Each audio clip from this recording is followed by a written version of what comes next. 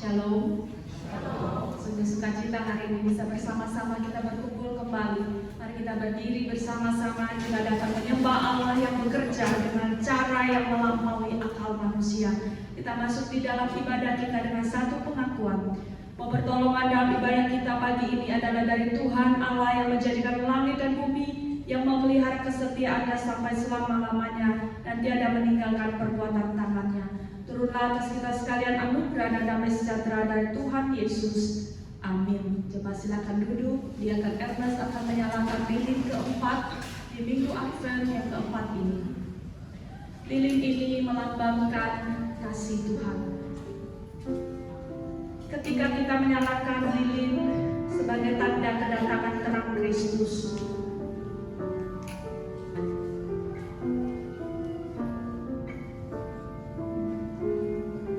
kita masuk di dalam saat teduh.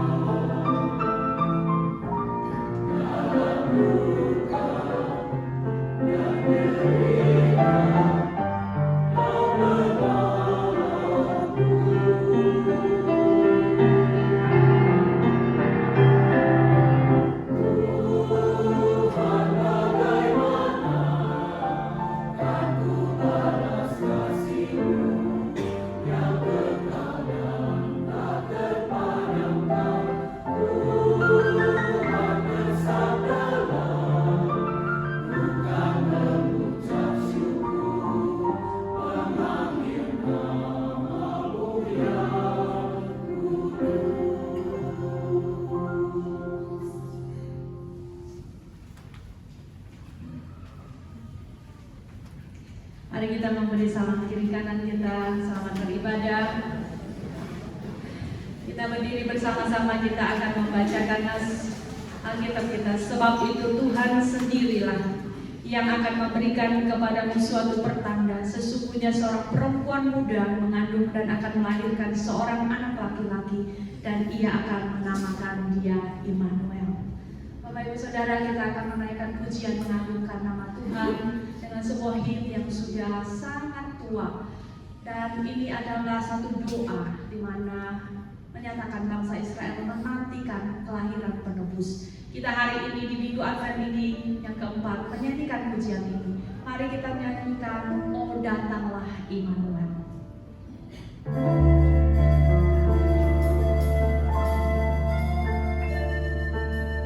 Allah hadir bahkan di tengah kemustahilan. Ketika manusia tidak bisa melihat jalan Allah, Allah membawa mujizat-Nya. Oh datanglah Immanuel,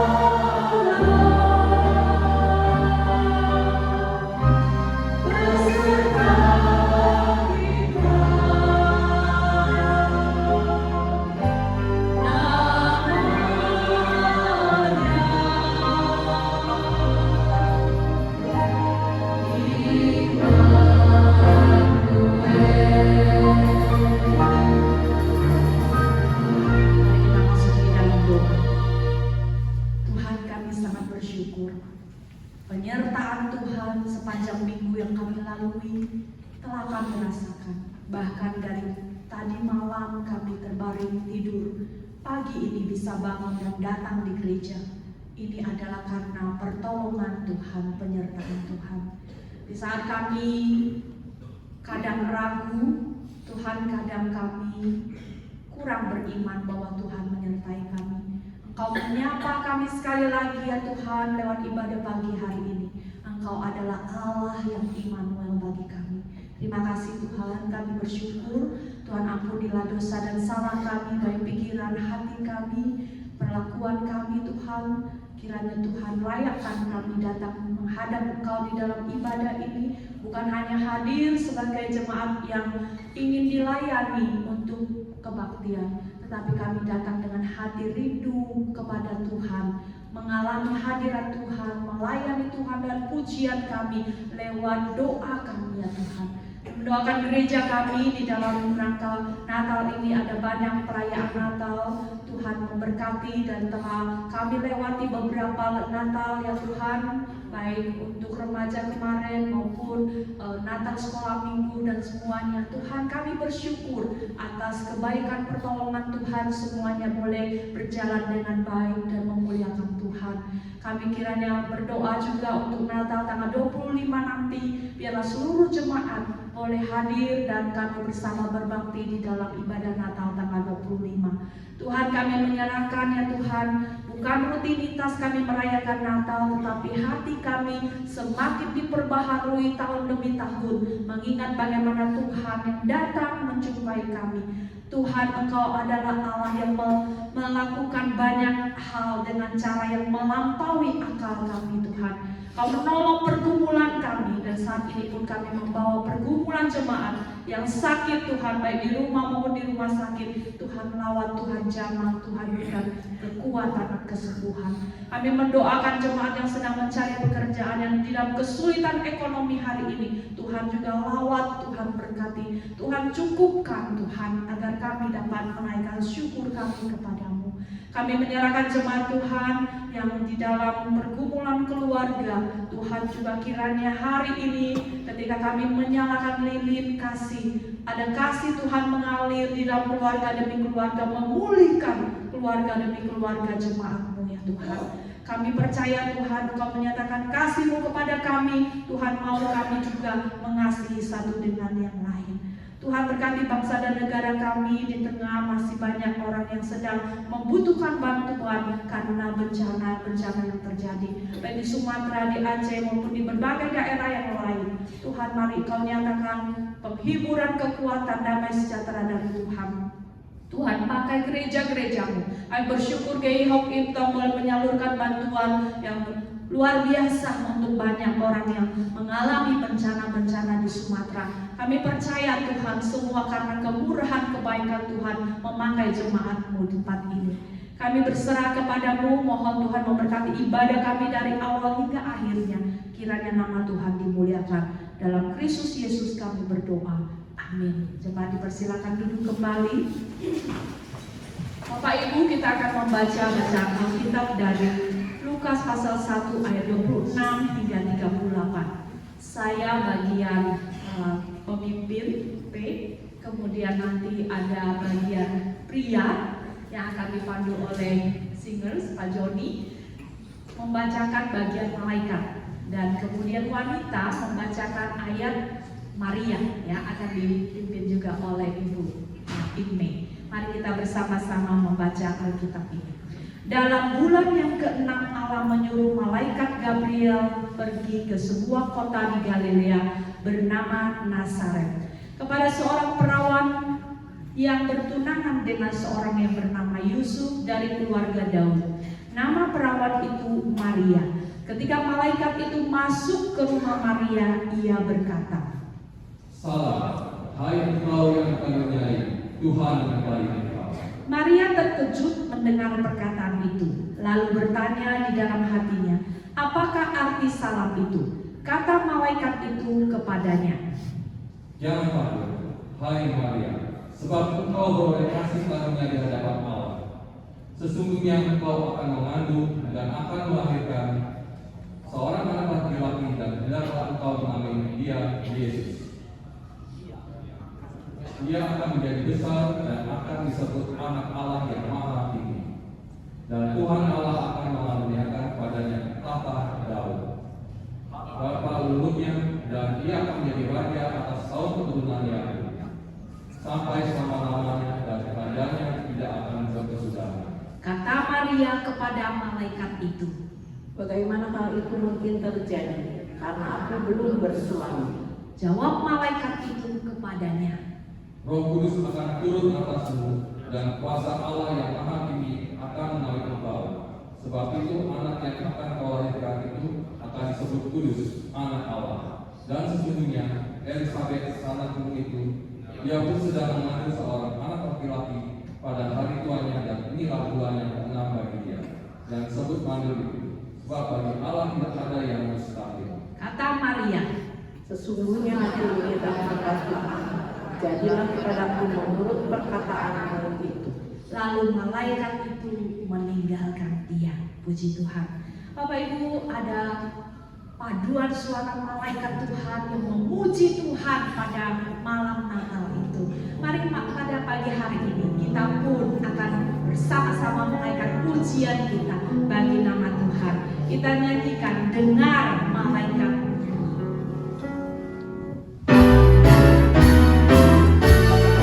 Mari dengan sukacita kita menyanyikan pujian ini.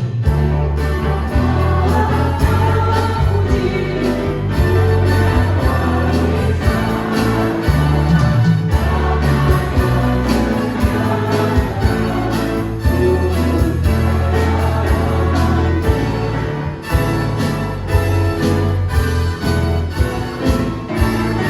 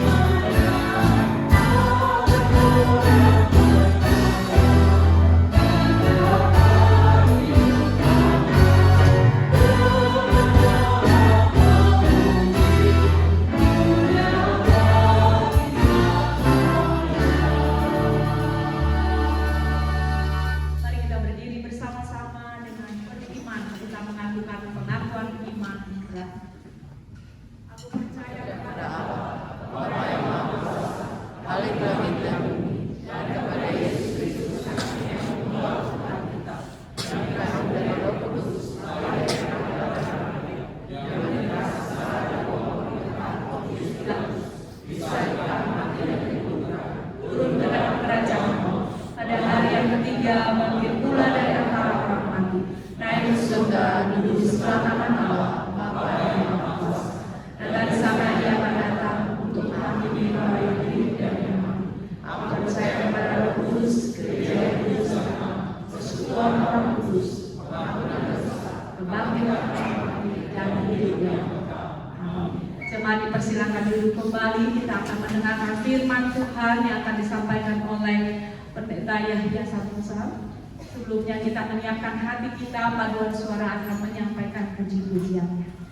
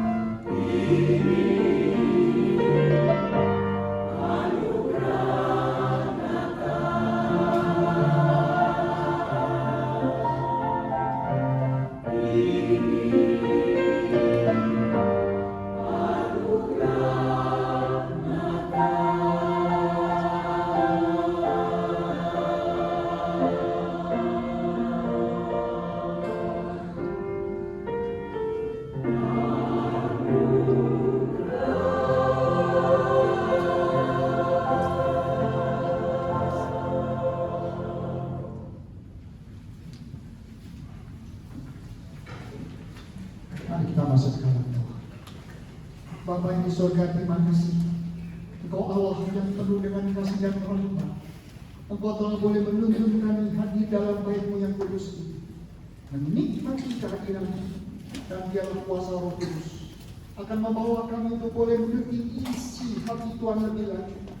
Sehingga ketika kami menyiapkan diri untuk merayakan perayaan kelahiran Tuhan Yesus, sungguh hati kami dipenuhi oleh rahmat kasih karunia damai sejahtera Natal itu, dan dengan hati yang penuh dengan sukacita kami boleh pergi memberitakan Injil.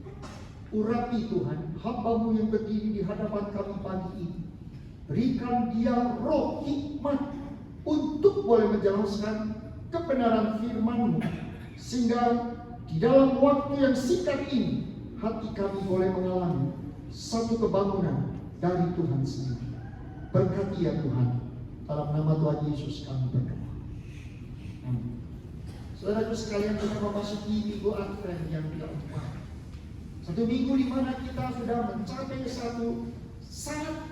Sebentar lagi kita akan bersama-sama sebetulnya merayakan dengan penuh sukacita, di mana dilingkupi oleh damai sejahtera Tuhan, hari kelahiran Tuhan Yesus ini.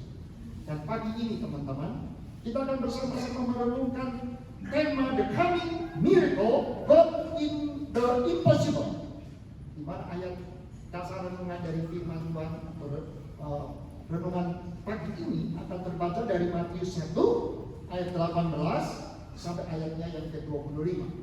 Saya akan mengajak Anda untuk bisa menyimak dan memperhatikan ayat ini. Kelahiran Yesus Kristus adalah seperti berikut. Pada waktu Maria ibunya bertunangan dengan Yusuf, ternyata ia mengandung dari Roh Kudus sebelum mereka hidup sebagai suami istri. Karena Yusuf suaminya seorang yang tulus hati dan tidak mau mencemarkan nama istrinya di muka umum, ia bermaksud menceraikannya dengan diam-diam.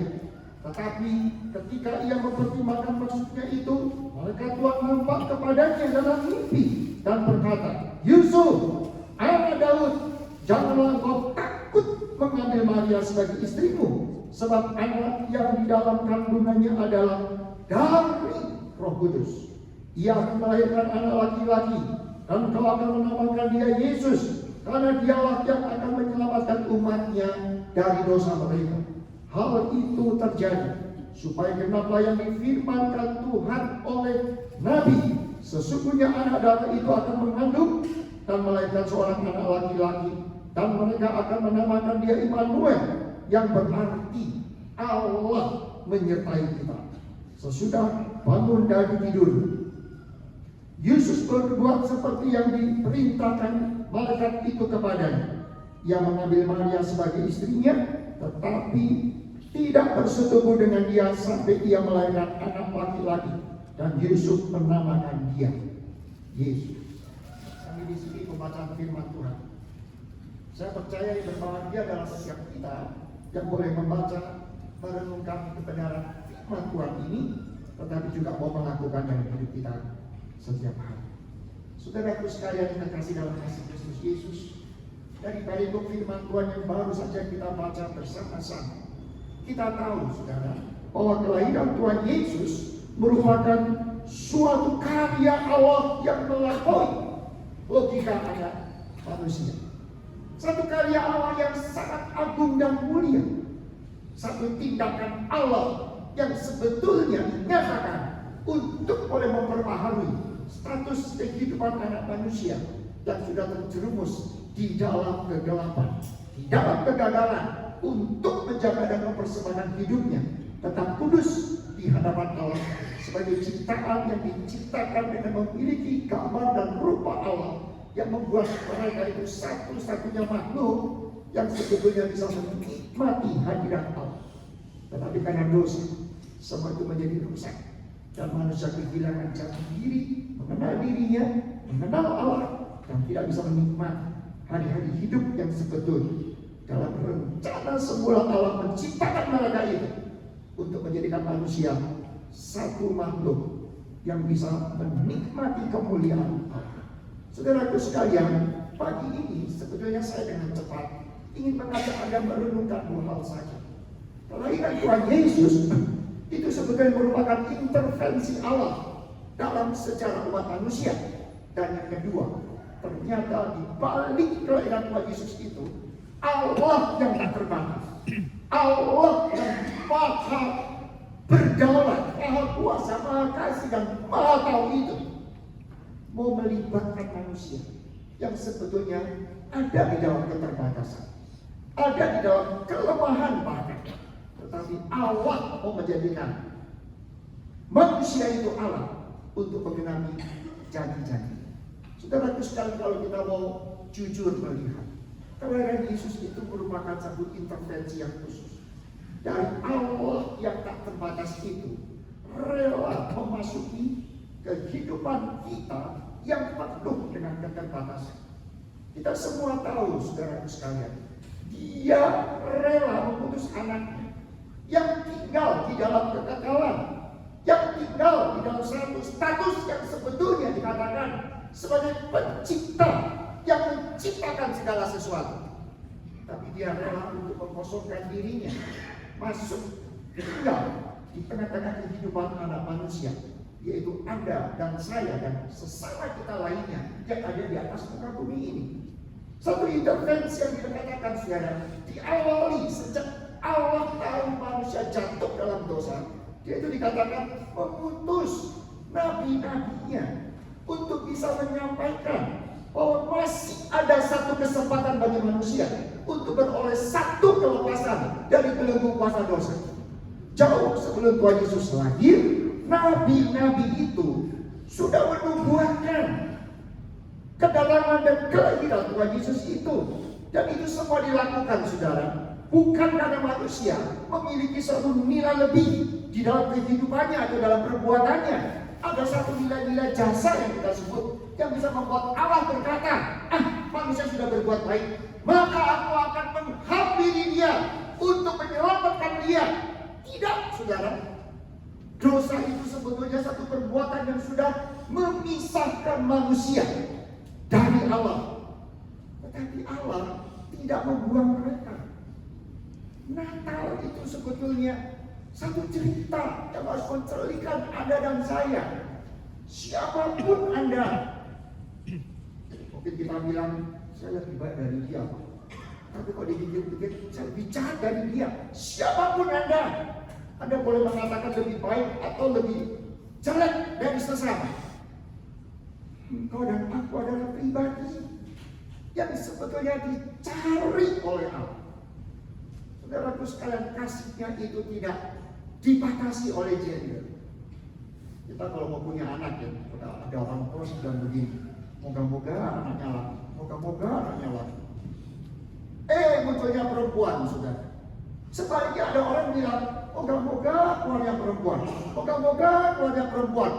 Munculnya laki-laki, saudara. Lalu ada orang bilang, maka itu doanya mesti bilang, anakku mesti kembar, satu laki satu perempuan. Setuju? Saudaraku sekalian, ketika kita bicara gender, sepertinya saudara, kita terjebak di dalam satu penilaian terhadap diri kita sendiri atau terhadap sesama. Laki lebih tinggi atau perempuan lebih tinggi. Sebab itu seringkali terjadi ketegangan di dalam keluarga. Tetapi ketika Allah datang menghampiri kita, itu bukan masalah gender. Itu masalah bagaimana Allah ingin mengajak Anda dan saya tahu kasihnya tidak dibatasi oleh semuanya itu. Juga tidak dibatasi oleh usia. Beberapa waktu yang lampau di zaman Tuhan Yesus hidup, ada orang berpikir, anak kecil bisanya apa sih? Mereka berpikir keselamatan hanya bisa dicerna oleh orang-orang yang sudah akhir balik, orang-orang yang sudah dewasa. Anak-anak tidak tahu apa-apa. Tapi sejarah membuktikan, Yesus yang mengatakan, engkau harus menerima kerajaan Allah seperti anak-anak ini merespon dan menerimanya. Saudara, baik anak kecil, remaja, pemuda, dewasa, Allah itu mengasihi. Sebab itu di gereja kita, saudara, ini perlu Anda catat dan Anda terus doakan. Kita sudah menetapkan satu sistem. Untuk pelayanan anak-anak dikatakan itu ada di dalam departemen anak-anak. remaja, departemen remaja. Pemuda dewasa, departemen pemuda dewasa. Artinya apa? Kita ingin mengajak pemuda dewasa beribadah seperti kita di sini. Tapi anak-anak kita sama. Kalau Anda bisa mendengar firman, lalu Anda didorong untuk melakukan firman dan untuk melayani anak-anak sekolah minggu yang kita sebut sweet kid atau remaja juga sama. Karena apa, saudara? Keselamatan itu bukan hanya untuk orang dewasa, tapi juga oleh anak-anak yang dikatakan masih kecil. Pelayanan seperti itulah yang kita kembangkan di gereja ini, menjadi satu pelayanan yang holistik, yang kita tidak ingin ada satu orang pun dalam keluarga kita yang binasa. Seperti tidak heran ada di antara yang begini, Pak, kalau bukan anak-anak saya, mantu saya, Pak, saya mungkin belum bisa ke gereja, belum bisa kenal Tuhan Yesus. Sebaliknya ada anak-anak bilang, karena saya punya papa yang selalu mendoakan saya, yang selalu menuntun saya. Saya punya ibu yang selalu mendampingi saya. Saya bisa kenal Tuhan Yesus. Oh, saudaraku, keselamatan datang di dalam keluarga kita. Karena apa? Allah yang mengasihi umat manusia ini tidak membeda-bedakan batasan usia. Demikian juga kita tidak terbatas oleh status sosial. Alkitab sudah mengatakan di dalam Kristus tembok-tembok pemisah antara kaya miskin, orang-orang yang memiliki status sosial yang dikatakan tinggi atau yang sederhana, yang rendah, itu dipersatukan. Natal membuka satu cakrawala pemikiran yang holistik. Yesus lagi untuk siapa? Untuk para gembala, para orang sederhana. Tapi untuk orang yang jauh di timur, para majus, yang disebut orang-orang yang memiliki pengetahuan yang tinggi dan status sosial yang khusus. Keselamatan itu untuk itu semua. Dan yang paling penting, teman, kasihnya itu tidak dibatasi oleh seberapa berat atau jahatnya orang yang sudah jatuh dalam dosa. Saudara, ada orang bilang ini dosa kecil, dosa besar. Padahal di depan Tuhan ada dosa kecil, dosa besar, bukan? Pak, dia bukan penjahat, sampai jahat pisan, Pak, masih mending. Cabutlah kesalahannya, Pak. Ya udahlah, Pak, dilupain saja. Sepertinya, saudara, ada orang-orang yang kita boleh anggap biarin tetap berbuat jahat. Tak perlu dipikirin untuk ditolong atau diselamatkan. Nah, tapi sebaliknya ada orang yang bilang, Pak, saya terlalu jahat, Pak. Dari muda sampai tua saya terus berbuat jahat, dan sekarang saya sudah umur lanjut, Pak. Jahat saya banyak sekali. Masa Allah mau mengampuni saya? Saudara, kalau saya sudah mendengar orang tua ngomong seperti ini, saya itu suka dalam hati itu merasa, aduh kasihan bisa. Karena kalau mau jujur, ada nggak sih orang yang pengen berbuat jahat, sungguh-sungguh berbuat jahat? Bahkan ayah yang jahat saja masih berharap anaknya jangan sampai seperti dia. Betul, Bapak-bapak? Tapi seringkali, saudara, ada tekad untuk berbuat baik, tapi tidak bisa melakukan. Ada tekad untuk tidak boros, untuk tidak berbuat dosa, menipu dan sebagainya. Tapi dorongan untuk melakukan perbuatan-perbuatan yang hina itu begitu kuat, jatuh. Saudaraku, perhatikan baik-baik. Itu bukan karena engkau tidak tahu apa yang baik, tahu, tapi tidak punya kekuatan. Dan itulah yang saya katakan, saudara. Seringkali kau berpikir dengan kekuatan itu aku bisa bereskan dulu. Kalau sudah baik, baru ke gereja. Sudah siap, Pak? Saya sekarang sudah baik. Jadi ngomong begitu besoknya berbuat dosa lagi, saudara. Karena kita tidak punya kekuatan sebenarnya. Tetapi Allah datang tahu pergumulan ini, dan Dia datang, saudara, untuk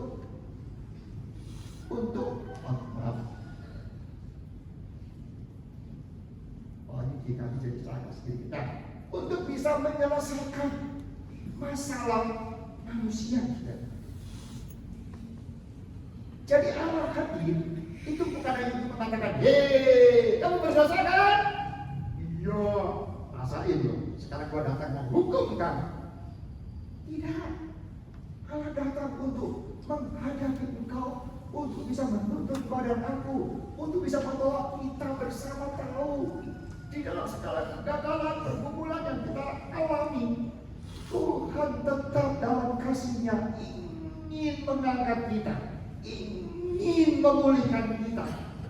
Sebab itu saudaraku sekalian, sehancur apapun perasaan hidupmu saat ini, bahkan engkau mungkin merasakan karena aku, keluarga aku hancur, karena aku sekarang membawa isi keluargaku di dalam pergumulan yang sulit, yang berat. Saudara mungkin memukul diri, mengapa aku begini? Mengapa aku tidak bisa membawa kelegaan? Tapi beban bagi keluargaku. Mungkin kau merasakan seperti itu. Pagi ini teman, di persiapan kita merayakan Natal, tahun Natal tadi saya katakan, Dia yang tak terbatas mau hadir di tengah-tengah kau dan aku, dan mau menyelesaikan masalah yang tidak bisa kita selesaikan. Wow, saudara, kalau misalkan satu saat Anda sakit, Anda cari dokter, sulit untuk mendapatkan. Kalaupun tahu namanya, Anda tidak berani mengambil dia karena Anda tahu biayanya terlalu mahal untuk bisa bertemu dengan dia. Apalagi mengikuti proses yang akan dia katakan dalam tindakan medis yang akan dilakukan kepada kita, misalnya seperti itu. Anda tidak berharap dia datang. Atau dia ketuk pintu rumah Anda. Ketika Anda buka, Anda bertanya, siapa? Saya dokter. Saya dengar bapak atau ibu sakit. Apa yang bisa saya bantu? Hah? Dokter itu, ya itu nama saya. Dan dia katakan, aku mau tolong kamu. Saya tak punya uang. Saya tak punya sesuatu yang bisa aku gantikan untuk bisa membalas jasamu. Tapi dia bilang, aku datang bukan untuk itu. Aku datang untuk menolong engkau. Tanpa syarat, yes. No bargaining, no. Dia datang menolong. Ibu katakan gitu kan? Atau dia bilang begini, oh Isa. No. Saudara, seringkali kita menawar kedatangan Kristus hanya karena kesombongan diri kita. Merasa terhina kalau kita mau ditolong oleh Dia. Padahal lama kau dan aku menanti pertolongan seperti itu. Tapi ketika di depan mata Dia hadir, justru kau dan aku mau. Saudara ingat, hidup tidak ditentukan oleh Dia. Mungkin ini kebaktian terakhir bagi kau dan aku. Nah, berarti apa? Ini mungkin terakhir Natal terakhir. Setuju? Kalau Tuhan bilang bohong, berangkat kok kita saudara. Tahun ini saya sebentar lagi mungkin genap. Usia saya sudah betul-betul harus disebut lanjut usia itu tidak. Pagi-pagi saya bangun, saya heran. Suara sedikit serak, tapi masih hidup ya saudara. Heran ya saudara, beberapa minggu yang lalu saya dengar kabar ada orang itu lebih muda, sehat, kuat, bahkan makanannya makanan sehat. Tidak makan yang kolesterol, tidak makan yang mengandung BB itu yang banyak minyaknya, gitu kira-kira. Sehat makanannya, pagi-pagi jogging, olahraga, nge-gym, masih main lagi, ini itu macam-macam pokoknya supaya sehat. Toto dengar berita, saudara, berangkat dia, saudara. Gak ada gejala sakit. Saya suka mikir, ini orang ini apa? Iri ya, lihat saya sudah tua. Jadi dia itu ngebut gitu, saudara. Lalu kebablasan, saudara. Berangkat dia. Saudara tahu kan, Bang? Tuhan seringkali masih izinkan kau dan aku hari ini bangun bahkan ke gereja ini pagi ini dengan firman. Karena apa? Dia punya rencana mau menyelesaikan masalah yang kau dan aku tidak bisa selesaikan, yaitu masalah dosa. Maukah engkau buka hatimu, rendah hati, terima Dia menjadi juru selamat? Ini poin penting itu ada renungan. Saya tidak punya waktu panjang, tetapi saya ingin mengajak Anda yang kedua. Kelahiran Kristus itu sebetulnya adalah satu keyakinan yang patut ada dan saya miliki. Allah yang menyelamatkan kita dan menyelesaikan masalah kita. Ternyata Allah yang mau menjadikan modal Allah. Orang yang terlibat di dalam rancangannya yang sempurna untuk menyelamatkan umat pilihan. Konteks yang tadi kita baca. Sebelum kita ingin mengajak Anda dan saya merenungkan tentang Yusuf dan Maria. Sebetulnya banyak orang dipakai Tuhan di dalam cerita kelahiran Tuhan Yesus, seperti Yohanes Pembaptis, Elizabeth, dan suaminya Zakaria, Simeon, Hana, dan lain sebagainya. Ya, banyak kan? Tapi pagi ini sudah perhatikan. Saya ingin mengajak Anda dengan singkat saja. Kalau Anda perhatikan tokoh Yusuf dan Maria yang dikatakan ayah dan ibunya Tuhan Yesus, itu orang yang dikatakan menyiapkan diri di dalam Roh Kudus dan hidup tulus hati. Dengan cepat saja. Kalau dikatakan Maria, tadi kita sudah baca dalam respon ya sebetulnya, maka dengan cepat kita akan menyimak. Dikatakan malaikat itu berkata sama Maria, engkau akan mengandung dan akan melahirkan seorang anak laki-laki. Berkat kan? Seorang wanita bisa mengandung dan melahirkan seorang anak, itu berkat bukan? Tapi pertanyaannya di sini, saudara, bagaimana dia itu bisa mengandung? Dia belum menikah. Walaupun dikatakan anaknya akan menjadi besar, akan disebut anak Allah, Tuhan Allah akan mengaruniakan kepadanya tahta Daud, bapak leluhurnya, dan dia akan menjadi raja. Oh, anaknya akan diberikan satu keterangan yang lebih rinci, seorang yang betul-betul istimewa, gitu kan? Tapi kata Maria, bagaimana hal itu mungkin terjadi? Karena aku belum bersuami. Ketika bertanya seperti ini, jawabannya apa? Roh Kudus akan turun atasmu. Wah, hebat kan saudara? Saya mau tanya, kalau kita mendapat berita seperti ini, Anda akan langsung loncat sujud, katakan puji Tuhan, gitu? Ini ngomong apa? Ini malaikat ngomongnya kok gak rasional, gitu.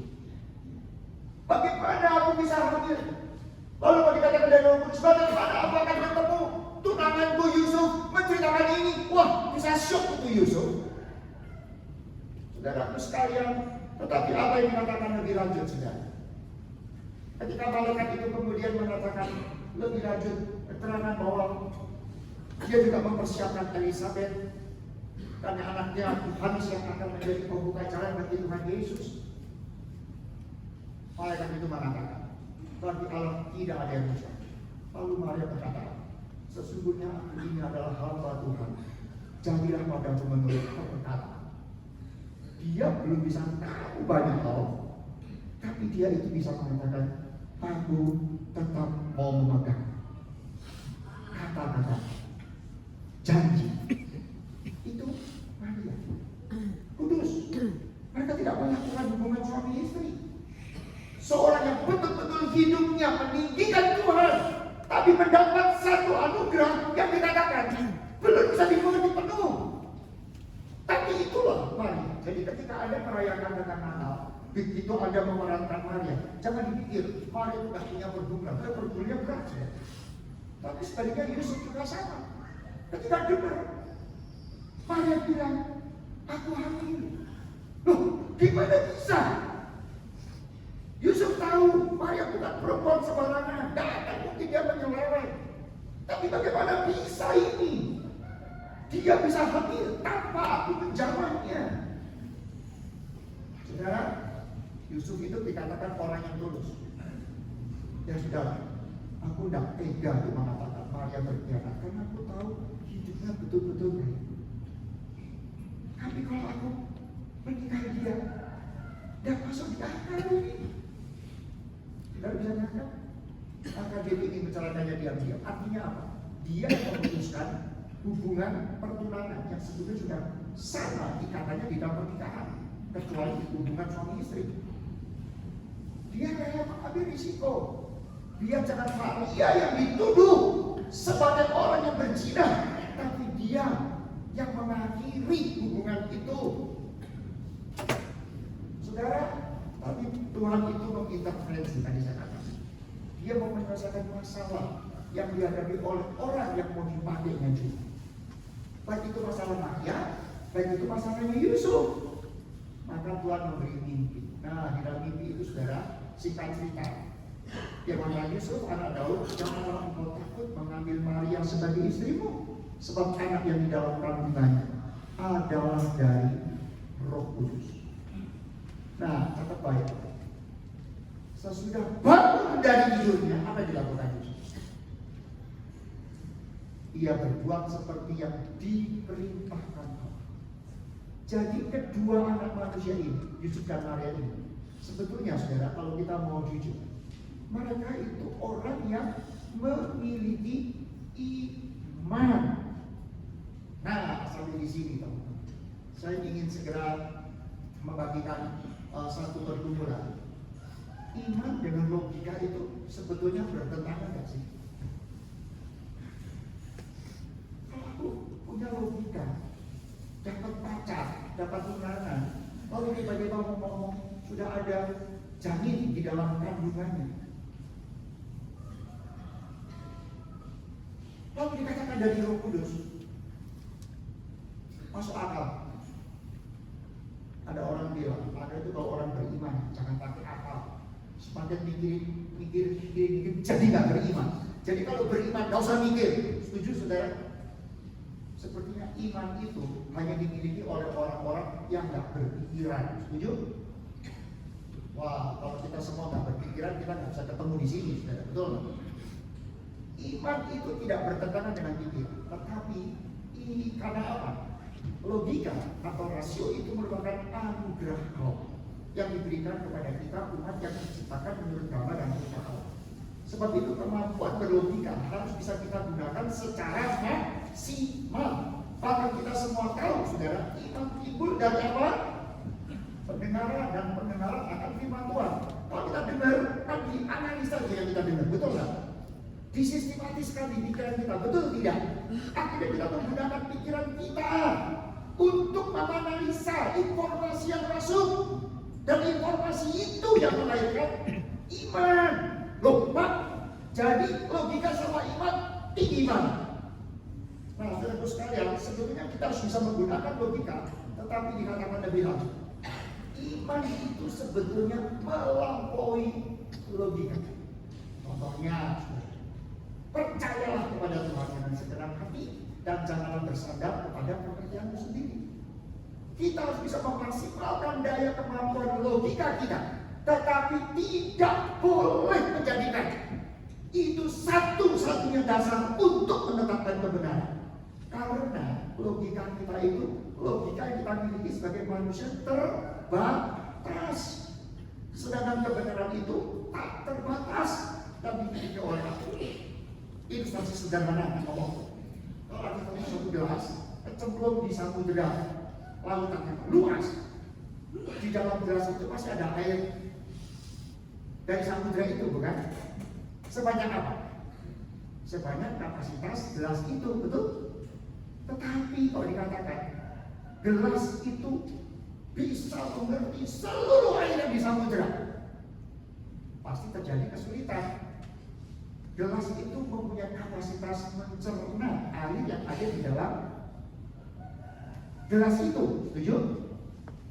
Jadi kita bilang iman. Iman itu seperti air yang besar, air yang besar itu. Tapi Allah yang tak terbatas rela memenuhi kita yang terbatas ini dengan kebenaran yang akan membuat Anda menemukan pengampunan, perjumpaan dengan Kristus.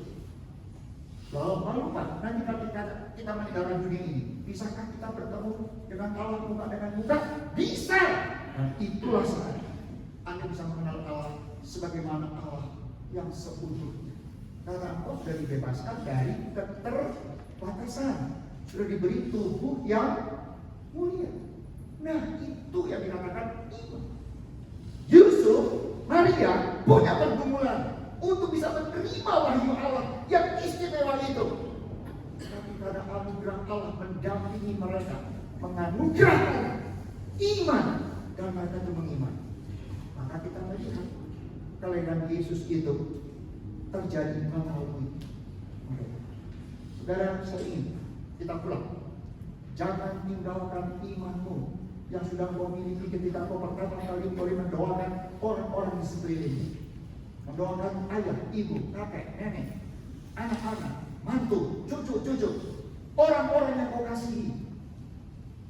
Saudara, Allah sanggup membuka pikiran mereka yang tadinya itu terbatas, memasuki satu step iman, loncat di dalam kebenaran, dan itulah keselamatan. Maukah kau datang? Masih ada waktu 1 minggu ini. Pulang. Pertama, akui Tuhan, mencarimu, pegang tangannya. Jangan undur untuk berkata, aku udah ada di dalam pimpinan. Aku mau tinggal di dalam kebenaran itu. Dan kalau kau Tuhan mau pakai aku, kalau aku masih punya kesempatan, urapi aku dengan Roh-Mu yang kudus, supaya aku juga menjadi alat menyampaikan berita kepada orang-orang di sekitar. Kalau saya boleh berkata sama anggota paduan suara, mereka setiap minggu ini berlatih sudah. Maka nyanyinya bagus, pantas ya saudara ya. Karena latihannya 50 lagu dinyanyikan berulang-ulang. Kalau kita baru dengar tadi gitu, kalau ada mengatakan suara tidak sebagus mereka, amin itu pasti. Tetapi saudara, saya mau tanya, kalau mereka boleh menyanyi 50, tapi tanpa iman, bahwa Anda dan saya juga bisa seperti mereka mengamini syair yang dinyanyikan. Mereka mungkin hanya disebut orang-orang yang fasik menyanyi, tetapi tidak membuat hatiku digerakkan oleh Roh Kudus untuk pulang menjalankan kebenaran dari syair yang dinyanyikan. Tetap kering, saudara itu. Tapi kalau mereka tadi menyanyi dengan iman, hari ini mungkin baru 5 orang, 10 orang yang dijamah Tuhan, tapi 5-10 orang itu pulang bisa berkata amin. Minggu depan datang ke sini lagi mengatakan amin. Berapa orangnya? Yang artinya seluruh jemaat bukan lagi berkata engkau boleh berdoa, tapi aku juga berdoa supaya apa? Gereja ini mengalami lawatan Tuhan, jamaah Tuhan, perubahan yang real dari Tuhan. Kalau itu terjadi, saudara percaya ibadah akan jadi ibadah yang selalu melahirkan damai sejahtera dan sukacita. Tuhan kiranya memberkati firman ini. Mari kita berdoa. Bapa, terima kasih. Berkatilah firman-Mu ini lagi-lagi, supaya kami pulang betul-betul dalam persiapan menghadapi hal di depan. Kami betul-betul sudah bisa menemukan perjumpaan dengan Tuhan, dan kami bisa menjadi alat yang siap dipakai oleh Tuhan seperti Yusuf dan Maria dan orang-orang lain di Natal yang pertama.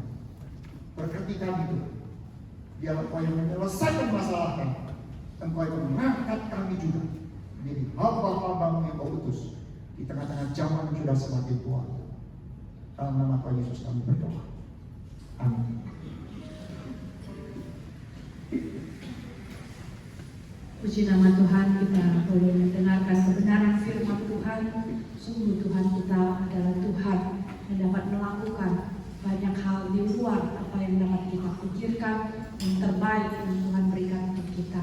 Bapak Ibu Saudara, kita mempersiapkan hati kita memberi yang terbaik bagi Tuhan. Mari kita bersama-sama menyanyikan satu pujian di malam sunyi dan cerah. Petugas yang akan menjalankan persembahan dipersilakan. Saya akan menyanyikan pujian ini. Oh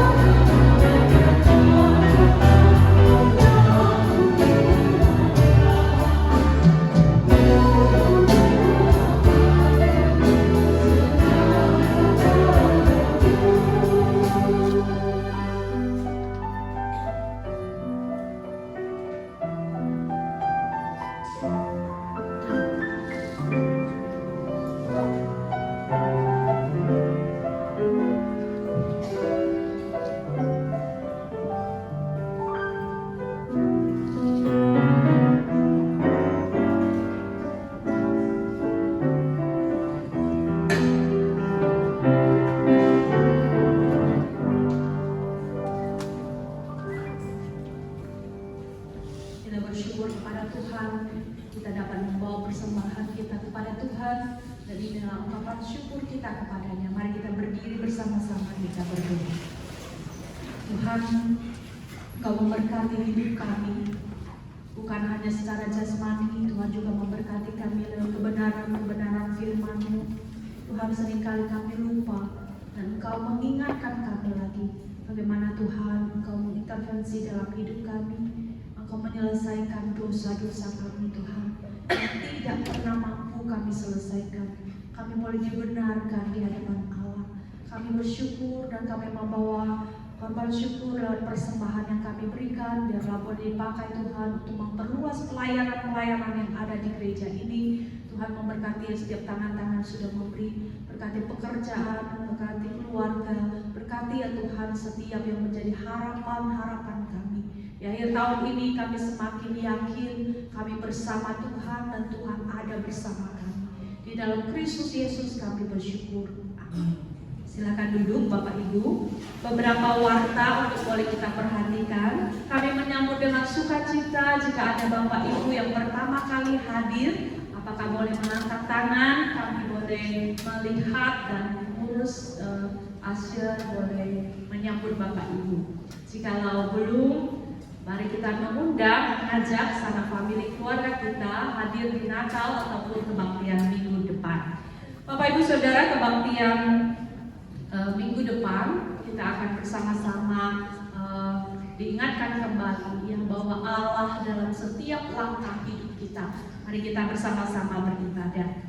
Kemudian kita akan diundang untuk ikut ibadah doa secara onsite hari Rabu jam 5 sore Dwi Bahasa, dan biarlah kita boleh mengambil waktu untuk berdoa bersama. Pada malam harinya tetap ada ibadah lewat Zoom ya, yang akan dipimpin oleh Pemeja Yohana Susanto. Kemudian berikutnya tanggal Bapak Ibu Saudara bisa mengunduh ada buklet panduan untuk liturgi malam Natal keluarga. Bapak Ibu dapat lihat di apps, dia bisa melihat liturginya bersama dengan keluarga di rumah, boleh mengadakan ibadah Natal keluarga ya. Semua sudah dipersiapkan, Bapak Ibu tinggal mengikuti liturginya. Kemudian kita akan bersama-sama beribadah pada tanggal 25 Desember. Diingatkan kepada seluruh jemaat bahwa ibadah hanya satu kali ya, pada jam 9 pagi ya. Bapak Ibu boleh hadir dan ibadah dilakukan secara Dwi Bahasa. Firman Tuhan disampaikan Ibu Dorotito. Selanjutnya ya, pembagian kalender Bapak Ibu dapat ambil di bagian bawah dekat perpustakaan. Bagi Bapak Ibu yang belum menjadi anggota tetap, nanti boleh menghubungi ya pengurus yang ada. Bapak Ibu masih di awal-awal ini diperuntukkan kalender untuk yang sudah mempunyai nomor